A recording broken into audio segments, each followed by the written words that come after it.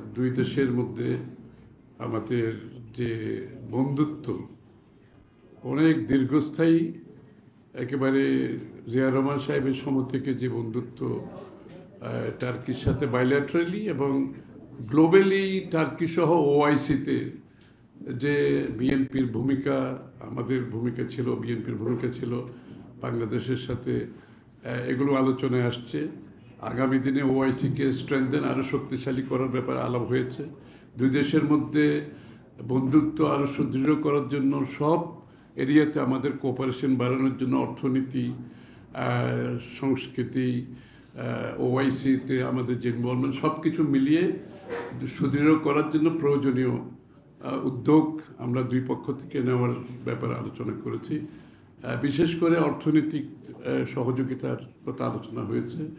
Turkish বিনিয়োগ বাংলাদেশে বিভিন্ন ক্ষেত্রে সেটাও আলোচনায় আসছে এবং টার্কির সাথে বাংলাদেশে যে সাংস্কৃতিক যে আমাদের অনেক দিনের সম্পর্ক, আপনারা জানেন কামাল আতাতুর্ক রোড নামটাই দিয়েছিল জিয়া রহমান সাহেব নিজেই, এবং ওআইসিতে জিয়া রহমান সাহেব সহ টার্কির ভূমিকা, গুরুত্বপূর্ণ ভূমিকা পালন করেছিল, সেটাকে আরও শক্তিশালী করার ব্যাপারে আলোচনা এসছে।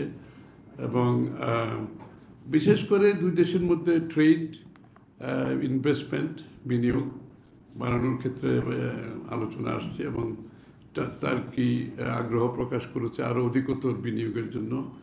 এবং এই জন্য দুই দেশে যে চেম্বার আছে, টার্কি বাংলাদেশ চেম্বারকে আরও শক্তিশালী করার ব্যাপারে আলোচনা এসছে। এই তো, হ্যাঁ, নির্বাচন নিয়ে আলোচনা হয়েছে এবং সবাই নির্বাচনের অপেক্ষায় আছে। টার্কিও, তারাও সবাই নির্বাচনের পরবর্তী যে বাংলাদেশ দেখতে চাই, আমরা যেহেতু বাংলাদেশ গড়তে চাই, টার্কির সাথে নির্বাচনের পরবর্তী সময়ে যে বাংলাদেশের সম্পর্ক কী কী হতে পারে, যেগুলো আমি বললাম, এসব সম্পর্ক কিভাবে আরও বাড়ানো যায় সেটা আলোচনা এসছে।